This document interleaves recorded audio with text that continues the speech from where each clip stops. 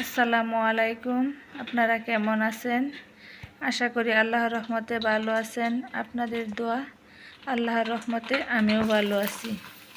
তো আমরা সবাই মিলে বাবার বাড়ি গেছি। আমার বোন, বোনের জামাই, বোনের মেয়ে, আমি, আমার 2 ছেলে, আমার দেবরের মেয়ে, আমরা সবাই মিলে বাবার বাড়ি গেছি। তো সকালে নাস্তা করতেছে আমার ভাইয়ের বউয়ে, পিঠা বাচ্ছে, নুডলস রান্না করছে, আর এদিকে সেমাই রান্না করছে, পিঠা হইতেছে। এদিকে আমার আম্মা চিতই পিঠা বানাইতেছে মাটির চুলায়। আমি দেখতাছি ডাকনা উড়াইয়া।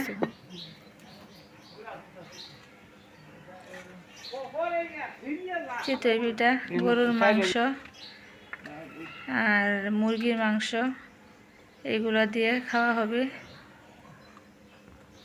রাত্রে যে পাক করছিল এগুলোই আছে, এগুলো সকালে গরম করে চিতই পিঠা দিয়ে খাওয়া হবে। আর এদিকে আমার ভাইয়ের বউ সব নাস্তা রেডি করে আমাদেরকে ডাকতেছে খাওয়ার জন্যে। আমার ছোট ছেলে বসে আছে, সে খাওয়ার জন্য বসে আছে, সে খাবে।